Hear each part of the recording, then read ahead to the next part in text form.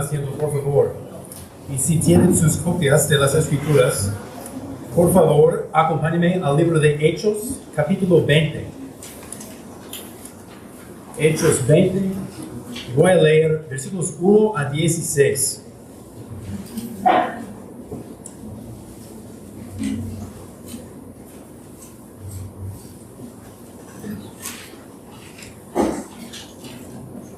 A veces una persona va a actuar en exactamente la manera que lo caracteriza. Por ejemplo, una persona divertida actúa en una manera graciosa, o una persona olvidadiza olvida algo. En momentos así podemos decir, este es fulano, fulano siendo fulano. Fulano haciendo exactamente lo que fulano siempre hace. Por ejemplo, cuando Cristiano Ronaldo mete un gol, la expectativa es que él va a hacer su celebración característica y hacerlo.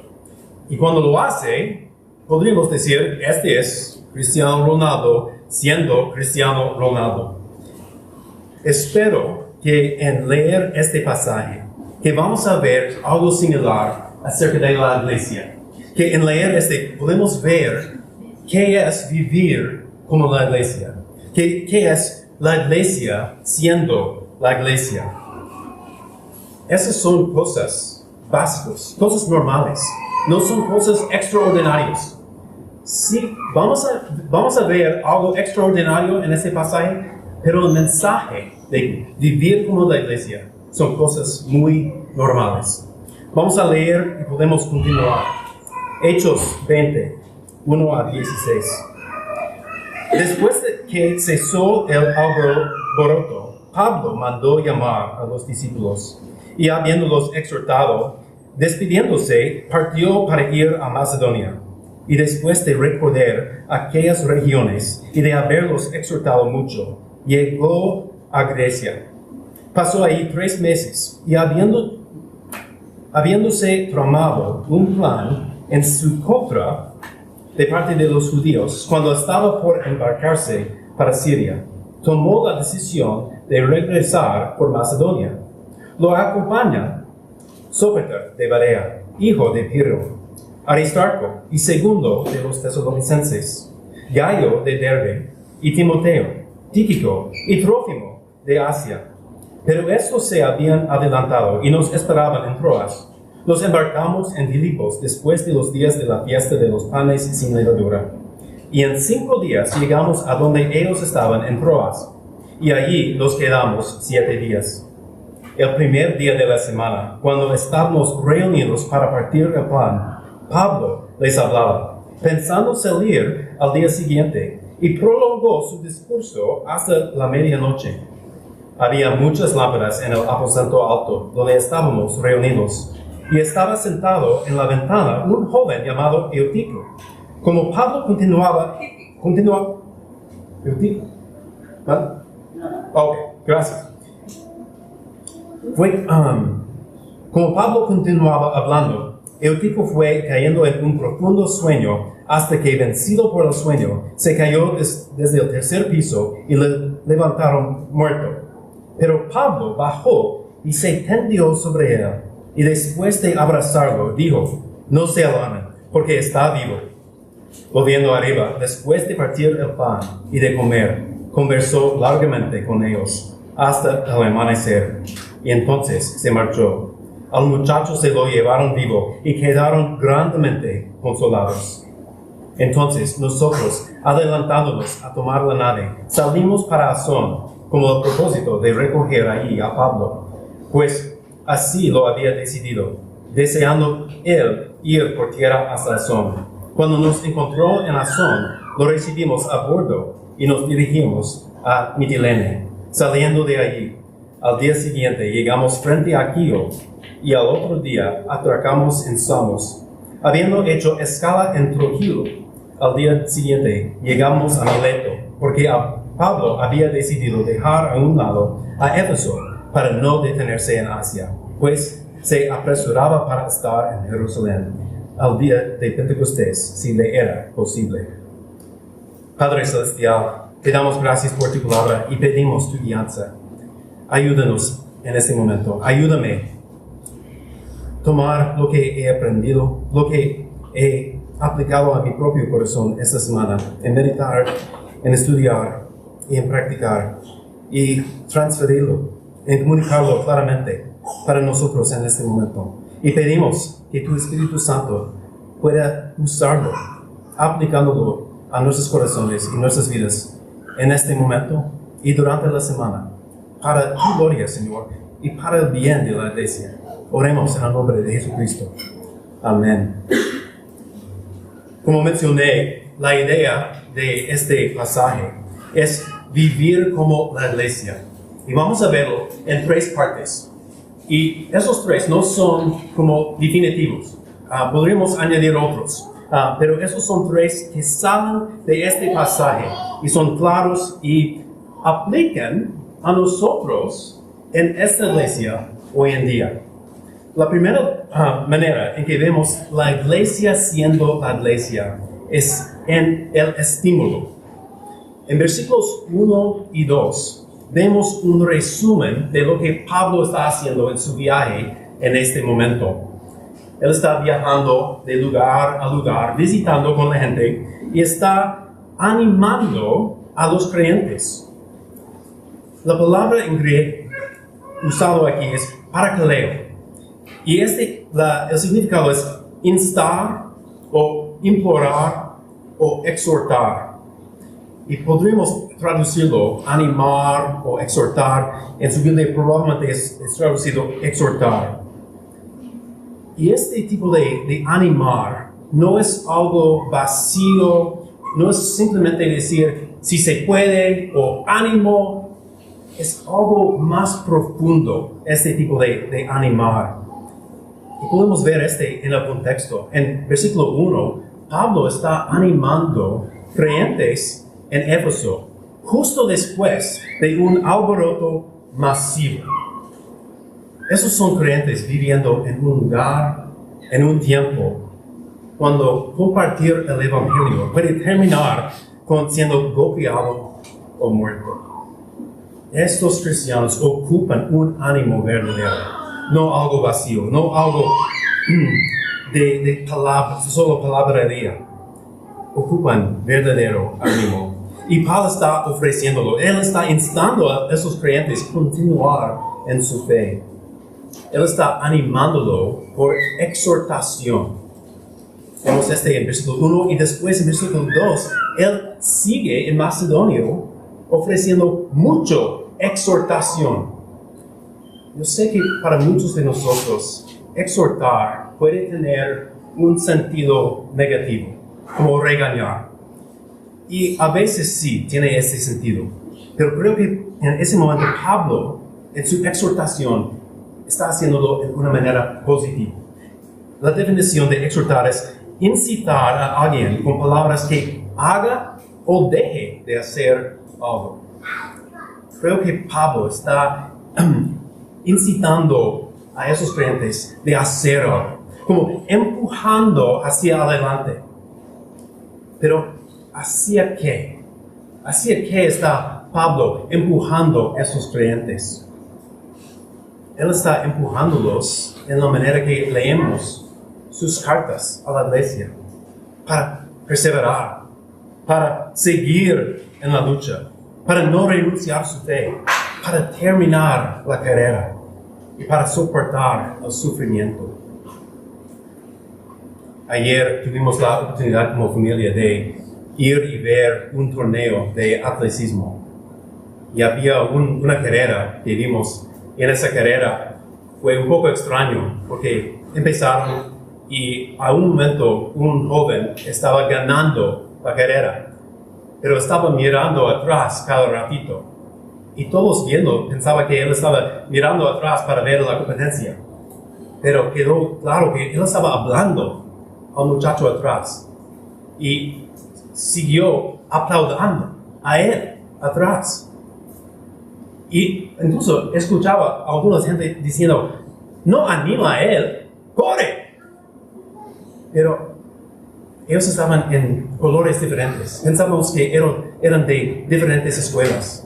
Y al fin podríamos ver que en su camisa eran de la misma escuela.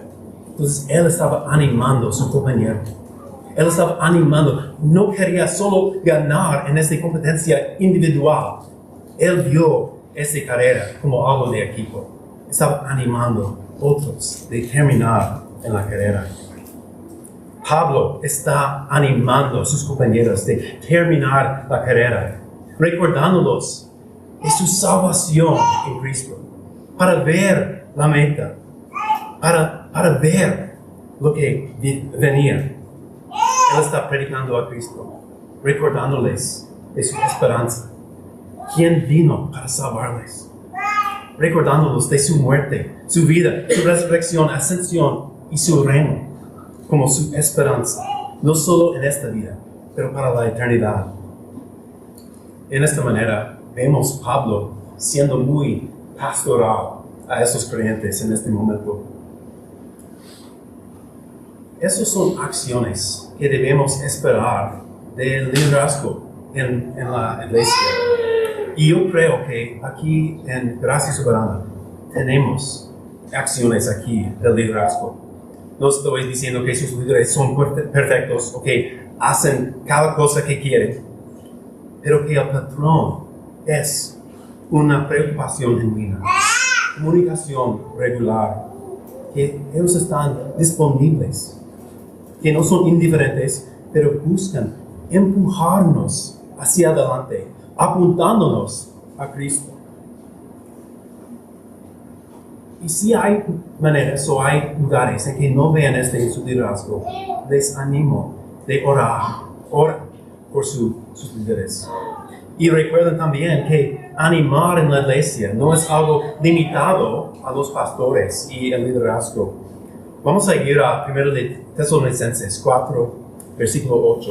1 de Tesalonicenses 4, 8.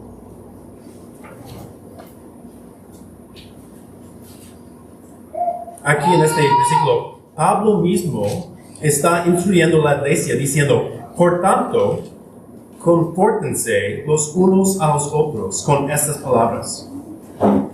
Entiendo que confortar tiene el sentido de hacer cómodo, pero esta no es la idea aquí. Esta palabra, traducido confórtense, es la misma palabra en nuestro pasaje, parakaleo, que traducido es exhortar en Hechos. Confortar, usado aquí en 1 de Tesalonicenses, confortar viene del latín, con el prefijo con, significa unión o juntos. Y el raíz en latín fortis, que significa fuerte. Entonces, fuerte, juntos, o una unión fuerte. Cuando Pablo dice, confórtense, no está promoviendo hacer cómodo, pero hacer más fuerte. Este es como animamos unos a otros en la iglesia. Este es lo que significa ser la iglesia. La iglesia no es un lugar para engrandecer a sí mismo, pero un lugar donde podemos edificar y fortalecer unos a otros. Y qué maravilloso es que en la iglesia no tenemos que competir para nuestra posición, donde podemos exhortar y ser exhortados por otros, apuntándonos a Cristo. El estímulo es una parte importante en vivir como la iglesia, porque la iglesia es un equipo. Y este es nuestro segundo punto, formación de equipo. La formación de equipo.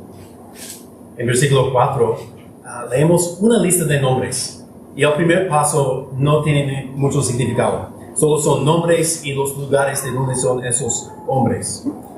Pero estos nombres son convertidos en lugares donde el evangelio ha ido, donde Pablo tuvo éxito en su ministerio.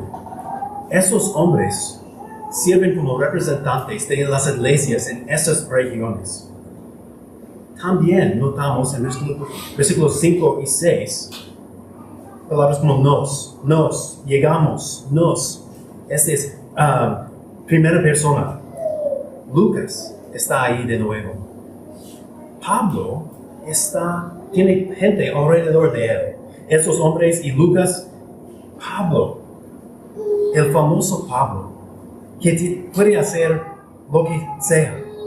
Como el pastor Kevin DeYoung dice, si hubo alguien verdaderamente capaz de ejercer el ministerio de forma independiente, ese fue Pablo. Pero Pablo siempre tiene gente con él. Y cuando no tiene gente con él es miserable. Y está pidiendo, me envía a Timoteo, me envía a esa persona. Fulano, estoy miserable solo. Quiero visitas. El punto es que en la iglesia es mejor juntos. Recuerda, la primera cosa en toda la creación declarada no es bueno fue cuando el hombre estaba solo. No es bueno. Es igual en la iglesia. No es bueno que estemos solos. Es mejor juntos. No es siempre más fácil juntos, pero es mejor juntos.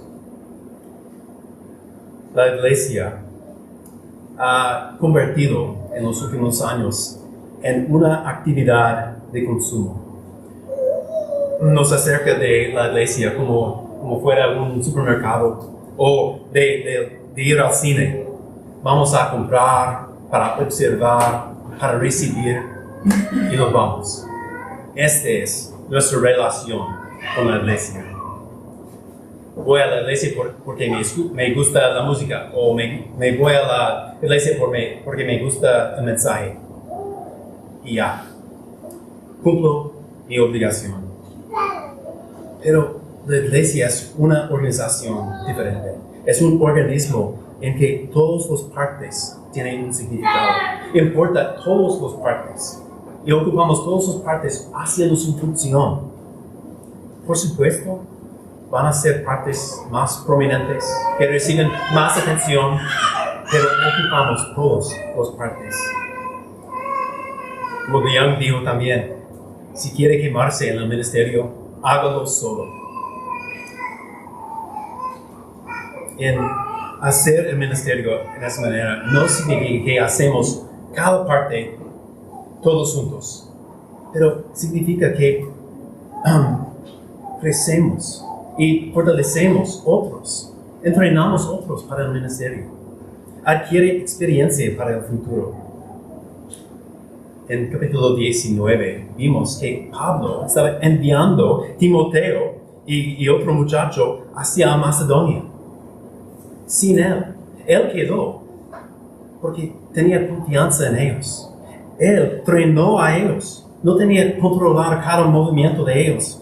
Ellos estaban equipados para la obra.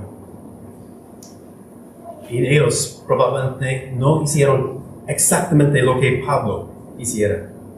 Pero la belleza de la iglesia es que ocupamos esos dones de cada uno. Y la formación de equipos significa entrenar a otros. Y en esa manera compartimos la carga y podemos lograr más juntos que podemos solos. Algunos de ustedes viven en una manera más como, voy a hacerlo solo. Es mejor hacerlo solo. Y algunos de ustedes funcionan en una manera que, voy a dejar que los otros hacen como observadores. Los dos extremos son peligrosos y son una falla de trabajar como equipo. El ministerio de esta iglesia depende de muchos. Y no estoy hablando de la staff de la iglesia.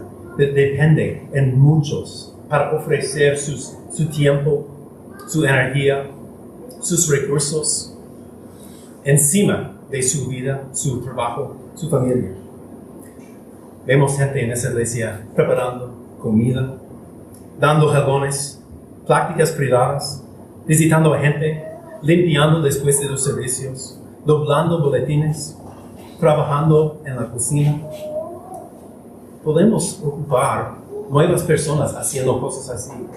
Y esa sería oportunidad para los con experiencia de entrenar a otras para la obra.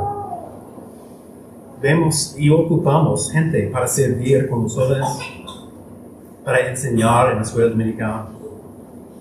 Tenemos gente para la música y ocupamos más. Y no es solo lo que hacen en esas obras, pero ocupamos todas sus partes aún. Somos en este momento, en la adoración, ocupamos su presencia. Su presencia importa. Cuando esté ahí, está cantando, siguiendo el servicio, está testificando a Cristo, a los demás alrededor de ti. Entonces, vivir como iglesia parece como animando unos a otros, como equipo, como miembros del mismo equipo. Entonces, viviendo como la iglesia parece también como, y ese es nuestro tercer punto, compañerismo centrado en la palabra. Compañerismo centrado en la palabra. Este compañerismo empieza con la adoración pública. Empieza aquí, en el servicio. Porque nuestro compañerismo unos a otros empieza con Cristo. Esta es nuestra conexión. Primero, porque nuestro compañerismo está arraigado en Él. Estamos unidos por Cristo. Cuando tenemos comunión con Cristo, tenemos comunión unos a otros al mismo tiempo. Y vemos esta idea de compañerismo centrado en la palabra en la visita de Pablo en Troas. Versículo 6 dice que él quedó en Troas 7 días, una semana completa. Y versículo 7, en el primer día de la semana, ellos reunieron para adorar a Dios. Esta es la primera ocasión en las Escrituras donde explícitamente describe a los creyentes reuniéndose para adorar a Dios en el domingo, en el primer día de la semana. Ellos están reunidos para escuchar la palabra y para partir el pan. Y este partimiento del pan puede ser la cena del Señor, puede ser una comida de la comunidad, o puede ser los dos. Pero es claro que los creyentes están reunidos con las Escrituras al centro. Ellos tienen comunión con Dios y tienen comunión unos a otros. Algo curioso. Versículo 7.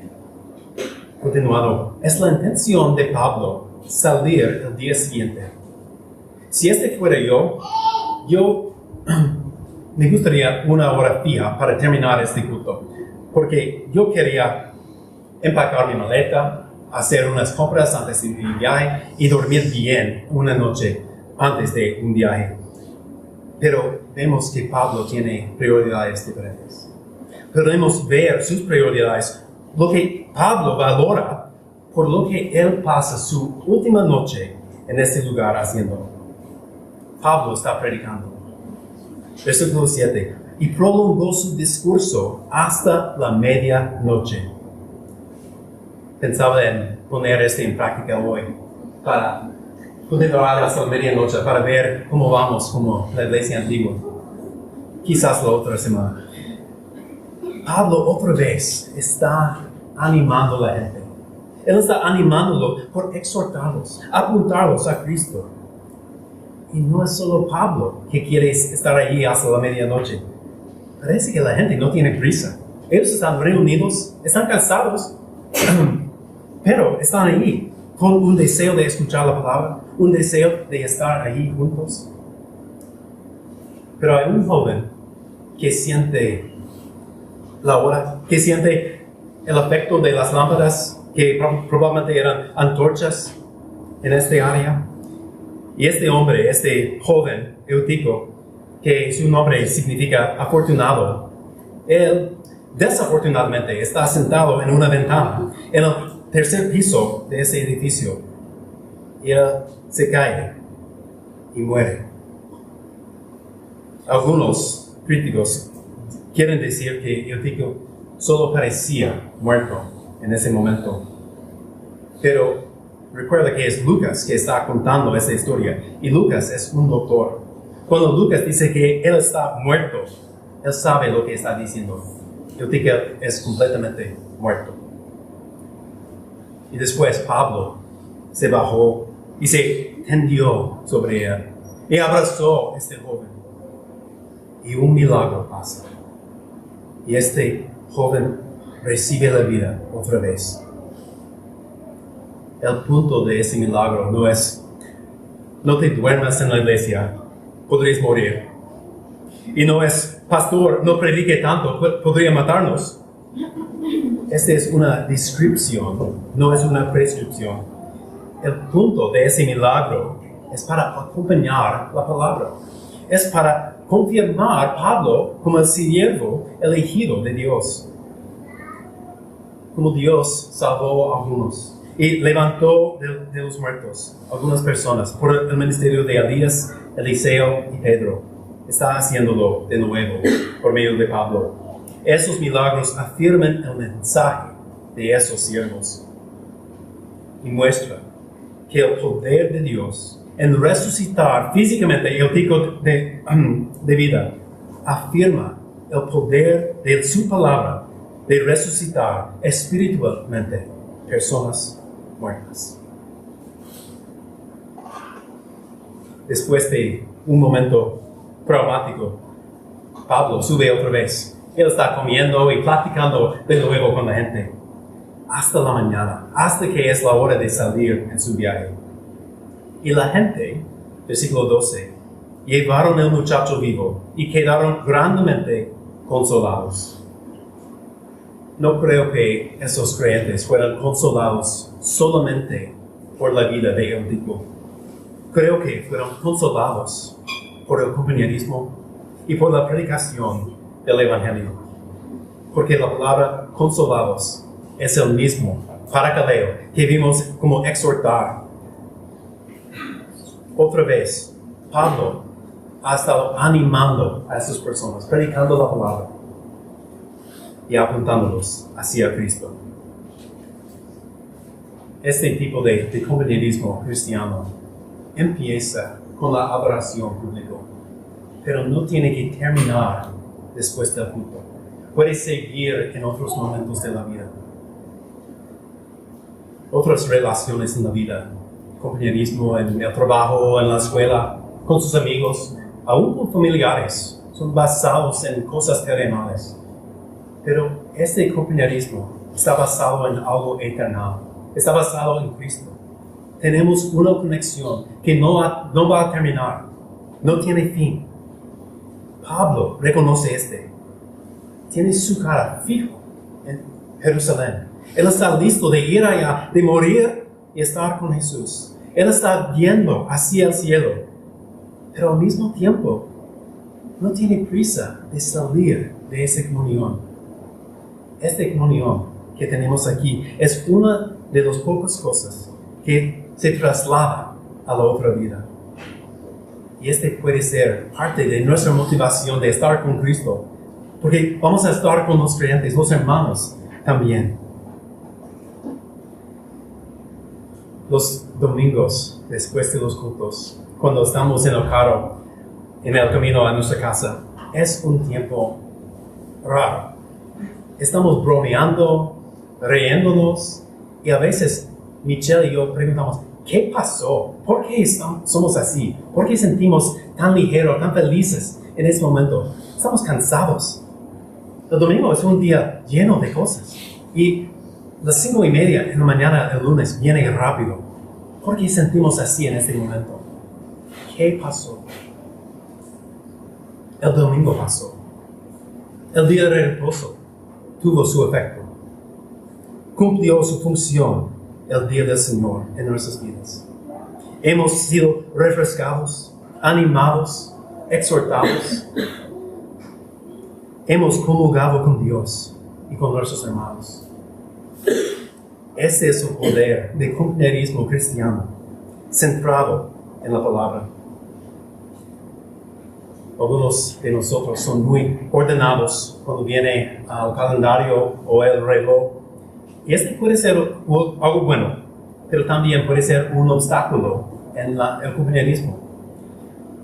Y quizás esta aplicación es para mí más que cualquier otra persona en esta sala.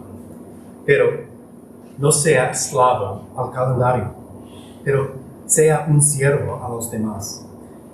Asegura que el calendario sirve a usted y no al revés. He escuchado a algunos que dicen que debe planificar al máximo 70% de su día y dejar 30% como un margen para interrupciones, para cosas como el compañerismo cristiano. Siempre encontramos tiempo para las cosas que nos importan. Si guardamos o si hacemos importante esta comunión, vamos a tener tiempo para ella. Por eso estoy tan animado para esos grupos de gracia. Yo sé que es otra cosa en el calendario, que ustedes están ocupados y no hay mucho espacio en la vida. Pero no es solamente otra cosa, es una oportunidad. Es una oportunidad de estar juntos, de apuntar unos a otros a Cristo, de fortalecer unos a otros, para animar unos a otros, para formar más como equipo este grupo. La mejor cosa que tenemos para ofrecer unos a otros es Cristo. Cristo morando en nosotros y también nosotros mismos. Entonces, cuando reflexionamos sobre el estímulo, la formación de equipo y el compañerismo centrado en la palabra, podemos preguntarnos, ¿es esto lo que vemos en nuestra iglesia? Creo que sí. Por la gracia de Dios, creo que sí. Y podemos preguntarnos, ¿es esto lo que usted ve en sí mismo? ¿En qué aspectos somos fuertes? ¿En qué áreas podemos mejorar? Mi oración para nosotros es que podamos vivir como la iglesia, apuntando unos a otros a Cristo, trabajando juntos como un solo cuerpo, reuniéndonos para adorar a Cristo por medio de la palabra y los sacramentos, y que nuestra comunión con Él fortalezca nuestra comunión unos a otros.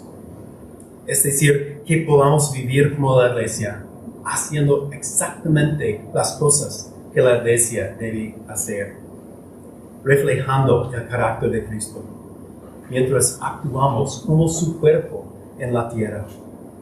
Y cuando lo hagamos, que el Señor puede decir, este es mi iglesia, siendo mi iglesia. Oremos. Señor, te damos gracias por tu palabra y te damos gracias por este mensaje de estímulo, de formación de iglesia y del compañerismo centrado en la palabra.